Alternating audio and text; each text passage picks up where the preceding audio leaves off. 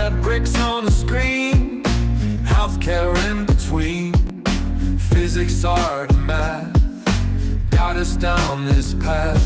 Historical tales come alive, where science and stories dive. Blended facts with heart, knowledge from the start. Need bridge blues we sing to the future memory. Health and science in the mix. Need bridge got the fix. Complex subjects made right clear. now Every episode in ways that we actually acquire the leads the way. and ways that make me more efficient. In the world of digital streams, turning knowledge into dreams. Through the tales of old, new stories unfold. Thank you so much for joining with me. It is truly an honor and a privilege. MedBix Webcast is a new kind of healthcare media channel to break the silo mentality and foster interdisciplinary thinking. Our mission is to fill that gap and to create a curiosity through different lenses, tapping the passion that guided the historical figures in medicine and bringing present-day groundbreaking research to the front lines. We interview physicians and leaders in the industry about present-day healthcare challenges on our live programming. Hey, welcome to the MedBix Webcast. This is Ramana Annamaraju. I'm the host. So you can call me Ramana. That's simple. So I have a very close friend and an important guest today, Dr. Chettipally. I'm going to introduce him in a second. But the conference, they're talking about today, the August 7th, there is a conference coming up. So actually, Dr. Uli Chettipally is the CEO of founder of InnovatorMD.com, InnovatorMD, the premier platform for physician innovation, informs, inspires, and catalyzes transformative patient care. Transformative patient care solutions. It fosters a vibrant community of physician innovators and startups through impactful events, classes, and meetups. That is simple. The brief summary of InnovatorMD. The founder is Dr. Uli Chettipally. Is going to join with us. Before that, he's putting a conference on August 7th. It's coming up next week. I want to tell you, he's trying to do the AI and compassion, AI with the empathy. You know, I want to tell you before I bring him, there's a small story I want to tell you. There was an experiment done in one of the elementary schools, I think. There's 10 kids. They asked them that they have a peanut butter sandwiches, 10 peanut butter sandwiches. So they wanted to, actually the school wants to give peanut, they want to give they did a, polling to, they wanted to give to the peanut butter sandwiches to kids. They said that if they make it 10, so 10 kids are there, but 2 kids are peanut allergy. So they asked all the kids, they asked the AI, where do you go? So 8 kids they love peanut butter sandwich. 2 kids are allergic to peanuts. So the AI said that go with the 8 peanut butter sandwich, ignore the 2. But when they interview these kids and ask them, your friend cannot, he can die even, that is dangerous for this peanut sandwich for them. They changed their mind. 8 people changed their mind, 8 kids. And they said that, okay, we give up peanut butter sandwiches. So AI, we need to teach that aspect of otherwise very dangerous waters we will be in. We have to teach that.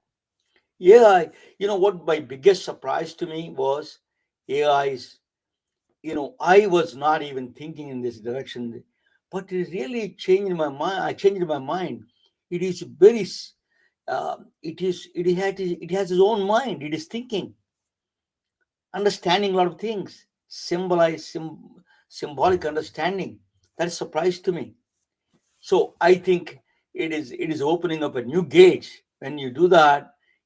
Understanding the consciousness, understanding you, it is So he's doing a conference on AI, empathy, and really that's a very important topic nowadays because that is going to be the future. Because AI, if there is no compassion or empathy with AI, we'll be in deep trouble. So we have to have that aspect. Let me bring Dr. Uli Chettipally to the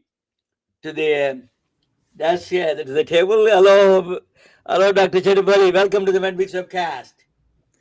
Thank you, Ramana. Thank you for having me. It's always a pleasure to join you and chat about different things and also talk about some very important future that we are all going to face. And that is, I'm so excited to be here today. And so thank you. I gave an example. You know, tell me your background. You're in Silicon Valley. You're based in Silicon Valley. You've been here a long time. You used to work for Kaiser Permanente. Just give a brief background of yours so other people know from other Sure. parts of the country. Very happy to. My name is Yuli Chettipally, and I'm an emergency physician by training. I started my career with Kaiser Permanente here in South San Francisco. And mid career, I made a switch to go into research and mainly technology based research. So at that time, we just turned paperless at Kaiser. And so there's a lot of data that is being collected in the electronic health record systems. And so myself, and a few colleagues, we decided to get together and do something with the data, do something useful with the data. And that's how it all started. I was the chief, technology officer for that group, and we developed this platform that takes data from the electronic health records, analyzes it, and provides decision support to physicians. So that was my first foray into technology. And as I was going deeper and deeper into analytics, data science, and eventually looking at I thought this must be amazing when we have access to this kind of technology. So I wrote a book in 2018, 2019 called Punish the Machine: The Promise of AI in Healthcare. And that was before all the hype about AI started. It was probably the first book of its kind. And it's still available on Amazon, by the way. So the focus of that book is that right now, or at least at that time, we were putting a lot of pressure on physicians and nurses and all this frontline staff.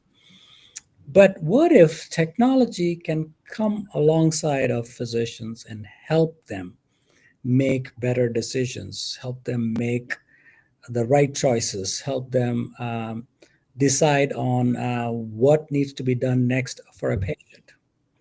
And so that's where my journey started. And I took early retirement from that job and started InnovatorMD. That's the premier organization right now, That and is it's the largest physician innovation organization in the country. a lot of work you did. You're one of the first pioneers in this area. Let me ask you a question, Dr. Chettipally. Are you surprised about the AI's abilities? Is it off guard? Caught the healthcare industry was caught off guard.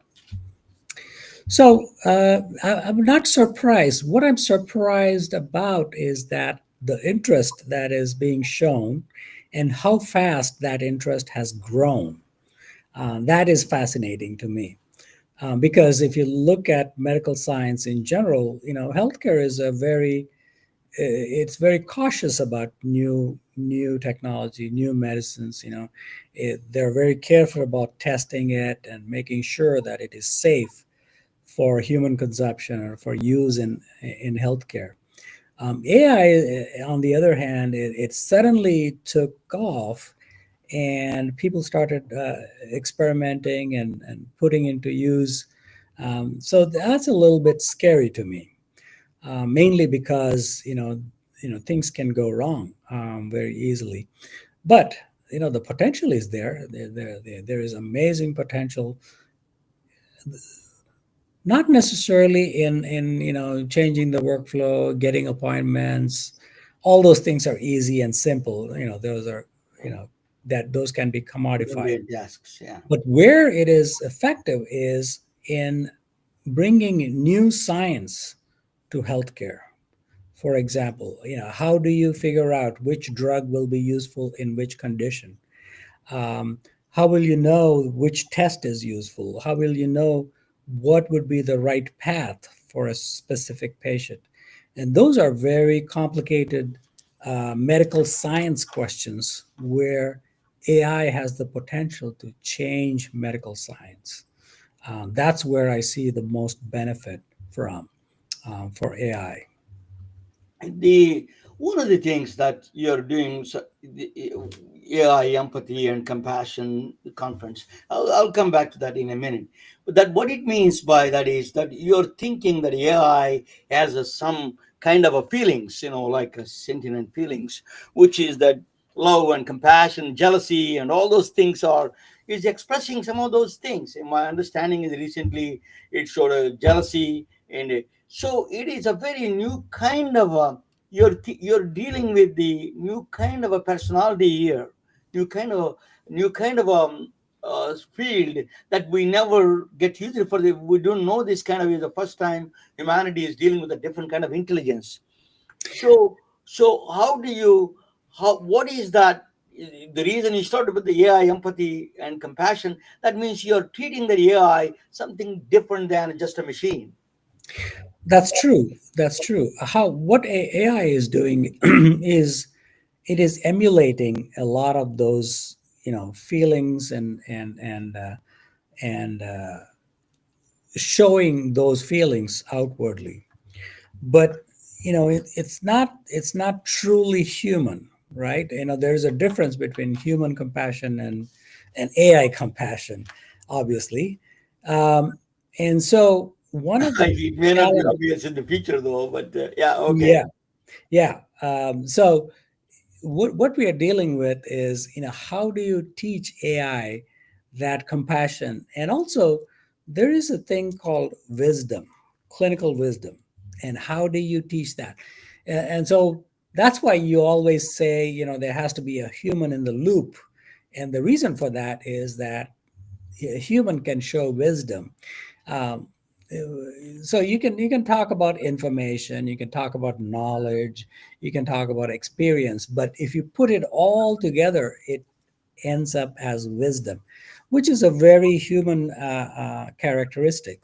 And so that's what we are going to talk about in the World Congress that is going to happen in August. Uh, it's going to be online, and it starts on August 7th, 8th, and 9th. So Yeah, I'm okay. excited about hosting this. So what that means is that, for example, empathy and showing compassion AI to show.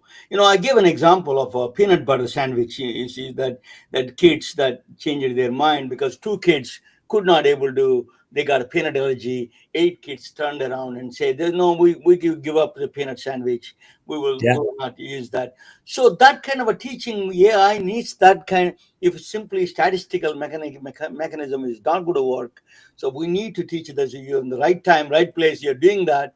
Yeah, there's a time to teach AI empathy and compassion. Uh, Yeah. so what are the mechanistic process there to teach? Do you know some idea about that? What? How do you teach that to the AI, the empathy and compassion? Well, the first let's talk about the strengths of AI. Okay, Yeah. what are the benefits? And one of the biggest benefits is that being able to consume a large amount of data and trying to filter out and use the most important pieces of that data to be able to get to a good outcome, right? And as you know, the medical science is growing by leaps and bounds, and there's no way a human being can keep up with all the knowledge that is being collected and understand the deeper systems of knowledge. And so That's where AI is most useful. It is most useful where you are accumulating a lot of knowledge and information and turning that into something actionable. But that's where the AI is the most best used, or the strongest tool for that use. But when it comes to empathy, compassion, and clinical wisdom, that's where humans are good at it. Now, if you do a test, of course, AI will do better because it has so much more knowledge.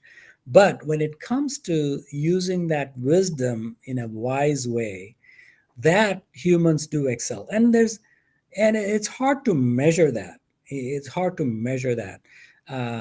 Just because you get all the right answers doesn't mean that taking a test, a multiple choice test, is very different from actually dealing with other human beings in person, right? That comes with wisdom and compassion and empathy and all of those things that are built into human beings, especially the ones that are in the service industry where you're serving other human beings. Um, so so if you want best of both worlds, obviously, physicians have to be, monitoring these systems, driving these systems, and checking on these systems to make sure that that empathy part and that compassion part is not lost, because then it becomes, like you said, it becomes very dry and also not so useful for human beings in the long run. You're just talking about strengths. So let me expand on that. Let me ask you. So, in the global, we have 8 billion population. There is a lot of places. There are absolutely no doctors. The remote areas of Africa, India, and a lot of countries, in fact. Is that AI can play a role there in the access to the care in the Dr. Chettipally? Definitely, definitely. Especially when we are using mid levels, or people who are more involved in the community, local communities, and it can guide them, the broad guidelines about what to do next, about a specific patient or a specific condition, especially when it comes to preventive medicine, Mm. right? And that's where you get the biggest bang for the buck, especially in lower socioeconomic conditions where resources are scarce, whether it is financial, medical, or even personnel. It's hard to find skilled physicians or highly trained physicians, but AI is able to replicate a skilled physician in many ways, so that a lower skilled person would be able to administer the treatments, the tests, and also ongoing monitoring. So that's where the biggest advantage is, where the best of physicians can be spread much wider and much more easily. It doesn't mean we don't, in the advanced countries, don't need AI. We have the same problem. We have too many admissions in the cost of the healthcare system. American healthcare system is healthcare is a paradox. Is just a cost is going up and the access is going down, and nobody is happy. Doctors are not happy. Patients are not happy. Hospitals are not happy. So, what do you think AI can play a role in this area and really bring all of us together to a common happy happy medium? Yes, AI is very good at identifying areas for improvement based on outcomes. Um, and, when you talk about the cost of healthcare and why it is so expensive, but the outcomes are not that great, there is an element, probably a human element, which is seeking to create more work, well, whether it is employing more people or generating more revenue, and that enterprise thinking goes into the delivery of healthcare. When that happens, we are blindsided because we are not looking at the clinical outcomes and what is the best clinical outcome for a patient. Based on that, what is the service needed for that specific patient, which also means that AI systems can make systems more efficient. And the challenge is in a fee for service world, when you make things more efficient, it also means that your revenue goes down, right? Yeah, You know, that the so yeah. that is where the biggest challenge is for healthcare, is that it will start to shrink the pie. Fine. That And is your you passed your previous boss, Dr. Robert Perel, is yes, always talks about that. The one of the yes. things his complaint was valid. One complaint was the EMRs are not designed for doctors. It is designed for billing system, increase the revenues. That was his main contention. That's why he's a cheerleader for AI. He's coming up again this month again on my show. But but Yes, he's a but frequent speaker at InnovatorMD. InnovatorMD, yeah, I met him through. So you think that changes that EMR is a one-way loop. It is not is like a dictating to the doctors what they should do instead of feedback loop. There's no feedback loop in the EMR systems. Yeah, I can do that. That's what the Dr. Robert Pill was saying, that AI can do those kind of things better in that feedback Oh, loop wise. definitely. These EMR systems were designed to increase the revenue, Yeah, to increase the billing. And but that so that is not sold that way. That is was it is not sold that way, but okay. that is the underlying reason why that is there.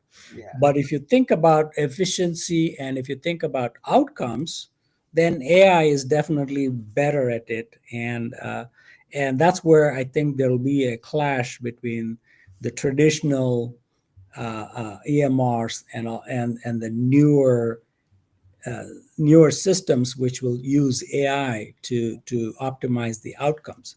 And I'll give you a good example. For example, we talk about annual visits to the doctor. You should get every year. You should get a checkup.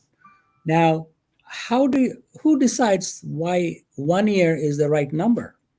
Maybe you should see your doctor every 3 months, or maybe you should see your doctor every 5 years, right?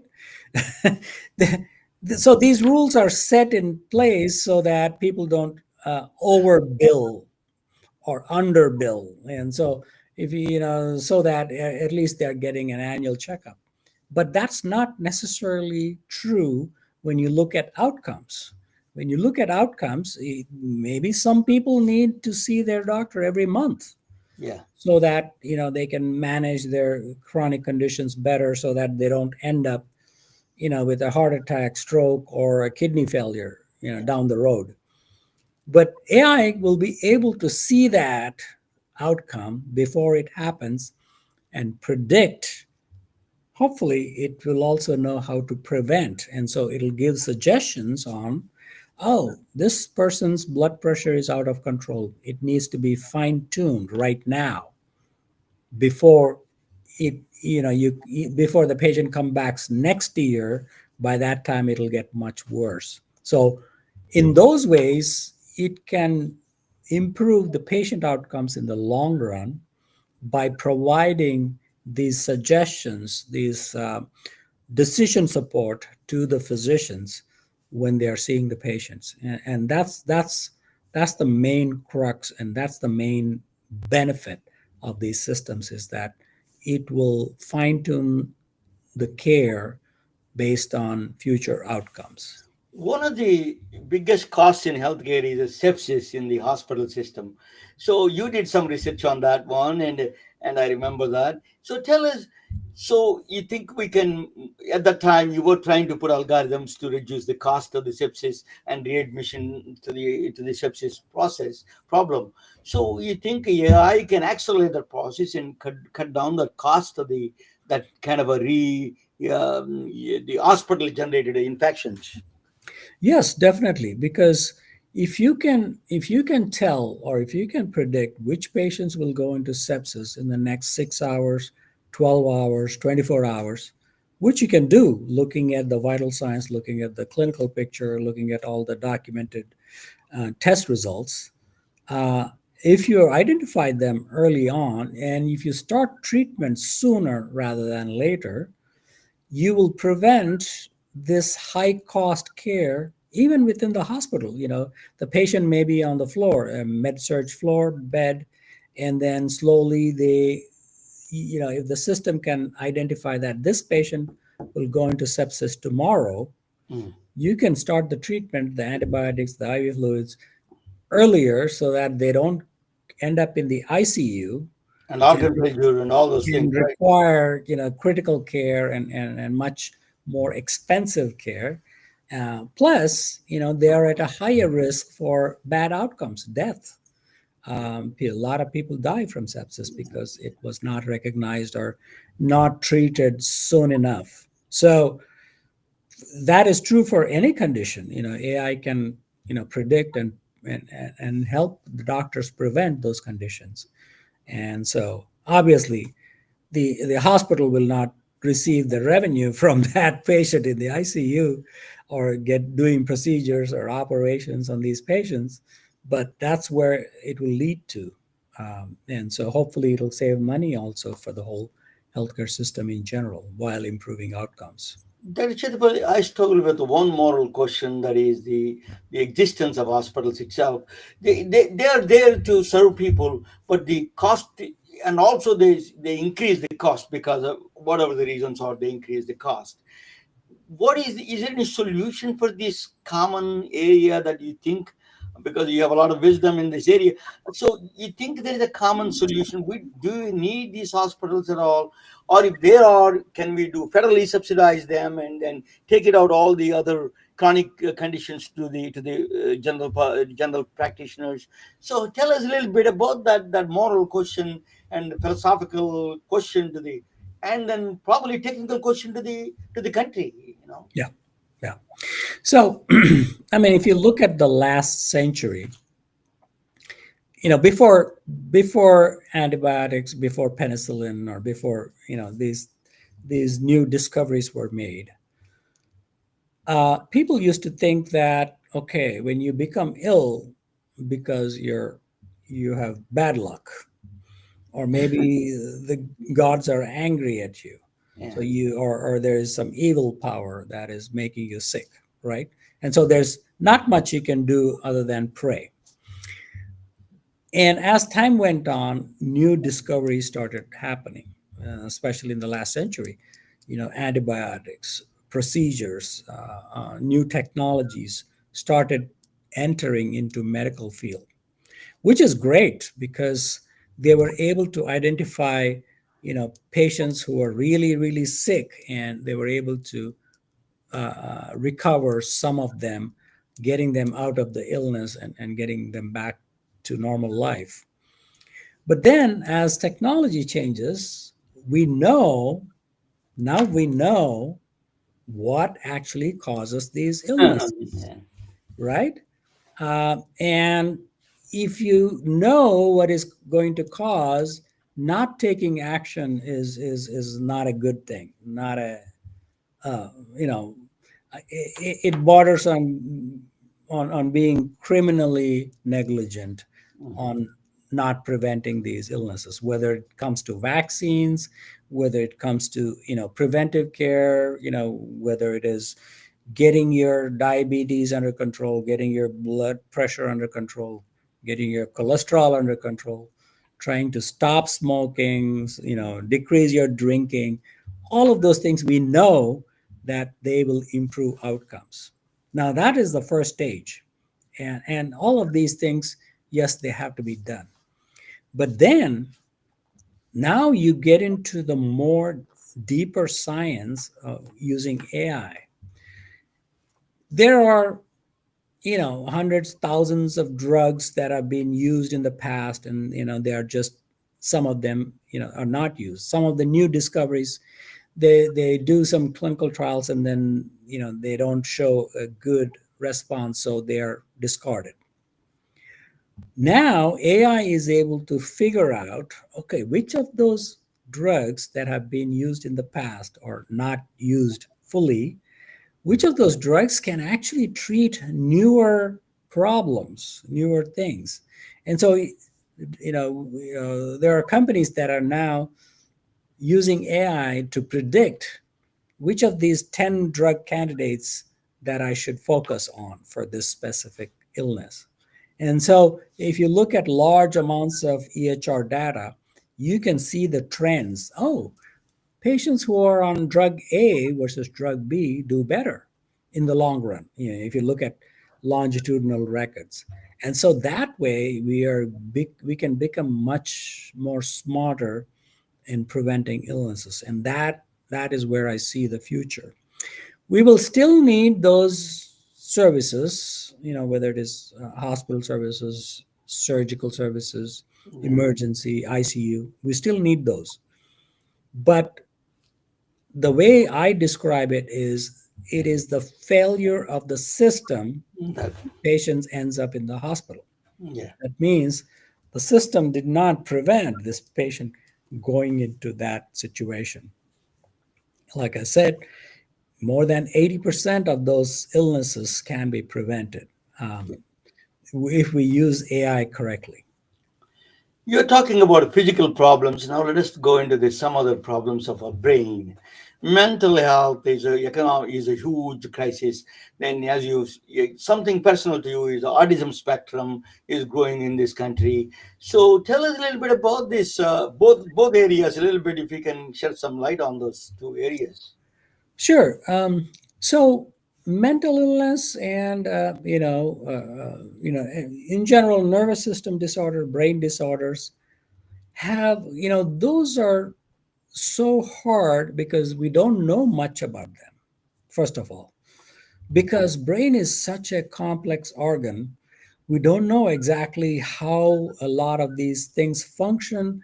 A lot of these, where there is dysfunction, how it enters into phases where it is a diseased function, right? Um, if you go back and go into the science behind it, the basic science, that's where a lot of discoveries are being made right now.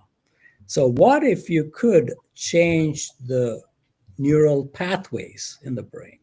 What if you can fine tune the hormones that control the brain? The desires. You know, um, you know, GLP-1 drugs is a great discovery.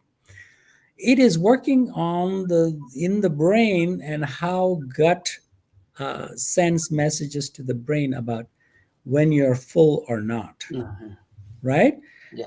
Until now, we were thinking that, oh, obesity is because people tend to overeat. They eat the wrong things. So that is the behavioral component. And so when you talk about behaviors, you're saying that in a way, the person has control over those behaviors. But most of the behaviors humans don't have control over. If they had control over it, obesity would not be such a huge problem, right? And in the olden days, or even now, some doctors blame, oh, it's the patient's problem, not my problem. It's not. So once GLP-1 drugs came out and showed that how this medicine can change how your brain responds to food, how your brain responds to hunger, satiety, and cravings. And so we are entering a phase in medicine where newer forms of treatments, newer forms of drugs will be able to change the chemistry in the brain and so change the behavior of the person. And it's going to be amazing. The next 10 to 20 years, we're going to see some amazing results. That is the one aspect of the mental health. Now let us talk about autism spectrum. Autism is one of the challenging things. The Yes. world card with not only the United States, in the entire world is growing this autism. Is it we recognize we are diagnosing more, or just in general is it increasing? Which one is true, or we have any understanding of this? Yes. Where we stand in this kind of a disease recognition and treatments wise? I'm very passionate about autism spectrum disorder because I have a daughter with autism, and I am very much involved in the research and trying to understand the disease. And so, autism is a neurodevelopmental disorder. So, it starts in childhood. You know, usually they're born with it, but you don't see the symptoms until a little later, maybe 1, 2, 3 year olds, right? But it's a lifelong condition. It's a genetic disorder. It is, yeah. So you're born with it. Whether so, there is genetic tendencies in families, but also there is an environmental component that we think both of these together cause this disorder. Now, um, this problem has been growing at a rate of 8 to 10% a year Oh for my the God. last 30 years, Unbelievable. every year. So y- no, there's no way new diagnosis can grow that Do you much know the because just reasons like are? Do you have some idea of the reasons? nobody knows, nobody That is a knows. I big don't question. know, but we know that there's a genetic component and an environmental component. So what are the things that you can change in the environment to make sure that that it won't be as severe? And the other reason most people say that, oh, they're being diagnosed more, not necessarily. Okay. About one third of autistic patients or people, they cannot speak. That is something that you cannot miss. Yeah, You cannot again. I misdiagnose. mean, this is Okay. One third of the patients roughly have aggressive behaviors. They may have seizures, one third of them or more. And so those are some things that you cannot make up, correct. but even the severe forms of autism are also increasing at the same rate. And so that is, if it was a change in diagnosis, what you would see is that you'll see a flat line and a change in diagnosis, it goes up and then stays flat after that. What you're seeing in autism is this Hmm. a straight line Exponential curve. keeps going up and up. It hasn't plateaued yet. So that proves that it's not increased diagnosis, because Do if you we have didn't. any tools to combat this, at least moderately address that process? Yeah, so behavior therapy again has been promoted and recognized as a treatment. Now, the problem with, I mean, so like I said, if you're treating the behavior, the cause is still there. Yes, and, So we haven't figured out the cause yet. So if you figure out the cause, then maybe there can be treatment to mitigate the symptoms, to mitigate. But there are some things that you can do to improve neuroplasticity. How do you improve neuroplasticity so that the the gap between the sensory and motor is bridged? So that's the fundamental problem, where people with autism can think, can sense everything that you're saying, but they're not able to express it back in a legible way where we can understand, because some of them cannot speak, their actions look weird, their behavior looks weird, and so we think that they don't understand anything. They do understand everything, and my daughter is a very good example of that. um, she's right now going to college. She cannot speak, but she's going to college. And, there are ways of extracting that information out of these people. Now, we are working on a device system where, it's the company is called Circa Therapeutics, where we have developed a device system which uses robotics, virtual reality, and video gaming as a stimulus for neuroplasticity. It stimulates neuroplasticity in the brain. What we are doing is we take people into deeply immersive state and challenge them with motor and sensory stimulation. And so that improves neuroplasticity, and hopefully it'll decrease the symptoms of autism and improve, decrease anxiety, decrease aggressive behaviors, improve focus, and improve, speech and other things. And that's our hypothesis.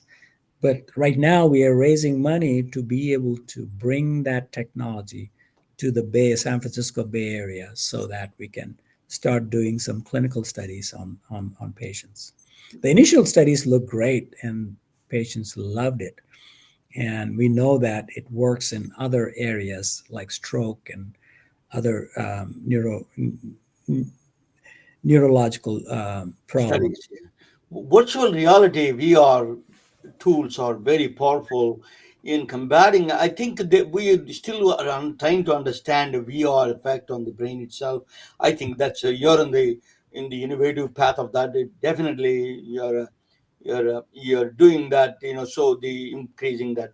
Now, let me ask you about the conference that you're doing. Let us see who is coming. The August 7th is the conference starting, right? So the Yeah, August 7th, and it's a 3-day conference. start on Thursday, right? I mean, Thursday, Yeah, August 7th, Thursday, Friday, Saturday. Thursday, Friday, Saturday. So, who are the speakers? A little bit. Give us a little bit. This is what is the focus on this conference? That So the main focus is how, AI, how can we lead AI? I want physicians and people who understand patient care to lead AI with compassion and clinical wisdom. And that's the human edge, right? That is where humans excel at. yeah. And we want to use AI. We know that it is very powerful and very useful, but how do we lead with compassion and clinical wisdom? And so we are getting some top-notch speakers, and usually I pick some of the best people around. For example, You, yeah, Michael Burgess. yeah. He's a former United States congressman. He's a Yeah. physician, I didn't know but that. Okay. yeah, He's he's a a physician. physician. Okay. Yeah. Yeah, he's a congressman. He retired, but he introduced a lot of bills, and he can understand at a national level Mm. uh, how to be a physician, but also lead in bringing new policies, new Maybe. laws into effect. How do you, generate enough interest? How do you generate support? And then be able to pass laws. So he's a very interesting person, and he is one of our keynote speakers. Robin, again, Robin has Yeah. Robin is. Yeah. she has been very active in the AI space. Yeah. She is building agentic AI tools and some amazing technologies. Harvey Castro, he's World standard institution, standard figure in the AI industry. yeah, he's Doc Doc GPT. He talks all about GPT. Paula Muto is a physician entrepreneur, and she's founder of UberDoc. She created this system where anybody can access a specialist, Yeah. directly. She has an amazing company, and you should check it out. And she has some amazing thoughts about how direct care can be implemented. Dr. Piyush Mathur, he is. I interviewed him. A very Yeah, is a he's a, leading figure. he's a great physician and he's a researcher. He runs the BrainX community, and they're always looking at the literature of AI. How is the research coming along, and what are they doing on how AI is going to change. So he's going to give us a good review of the current literature in AI. And of course, Brittany, she is again a direct care physician. and she has some good It's ideas truly a about firebrand. You know. exactly. Uh, so Um, you have Dr. also, you, Tamayo Sarver, yeah, he's vice president of innovation at Y2ET, and he's again a yeah, great innovator, and so yeah, Alan Young, Bharat Vijay, and these are all people who are innovating, firsthand, and people will be able to, and many more. you I'm put not. awesome speakers. You always Yeah, that your conferences are always educational, informative. No question. That is, you're on the forefront of technology, forefront of and medicine. and we want to inspire other people. We want the other people to be able to become leaders in the innovation space, because if we don't do it, it's going to look bad. I always think Innovator MD is a purpose-driven company. You really lead with a purpose and also with a personal interest. You are great father. You could start a company for a daughter. That's admirable in the sense that that's Thank you. very that you're true in that sense. Yeah, so it shows both the personal and personal aspect of your life, and it is really a model for everybody to follow. So thank you so much. Anything that you wanted to add, Dr. Chettipally, for the conference, they Yeah, can the go conference. to md.com. Everybody can. Yeah, and we will Ramana will send you some free tickets, and if any of your audience wants it, please message Ramana, and he'll get some free tickets for you, especially students and people who cannot afford. And definitely, we want them to join us and be inspired. The other thing I wanted to mention was that we are going to start a nonprofit, Sirica Center for Autism Innovation. Oh, And so great we idea. already are looking at different ideas, because it moves very slowly, and patients, people, families affected by autism are waiting patiently for new innovation to come through. So we're going to accelerate and speed up some of the innovative ideas that we are looking at right now. So check it out and keep an eye out for that, and please support our purpose driven work. And this is not something that we are doing to make money or something.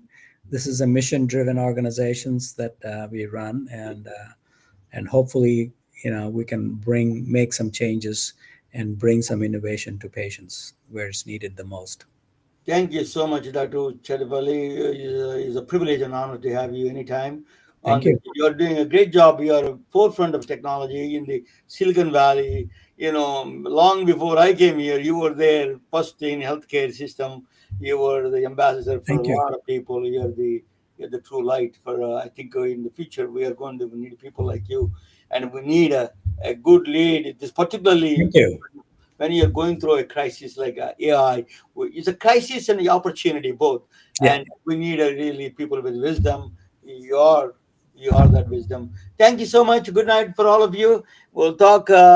See you on Innovator MD conference on August 7th. Yes. Okay, Yes. welcome all of you. Come down there. Thank you. Go on register innovatormd.com. Thank you all. Good night. Good night. We are retelling their stories through our patented designs that can be worn on scrubs, t-shirts, printed on conference bags, and endless other promotional materials. Daily Wear for Medicine is the first ever of its kind to create curiosity in medicine through visual art. We at MedBricks are celebrating unsung heroes of the past who made enormous contributions to the field of medicine through our unique campaign called Daily Wear for Medicine. You can wear it, carry it, and give it.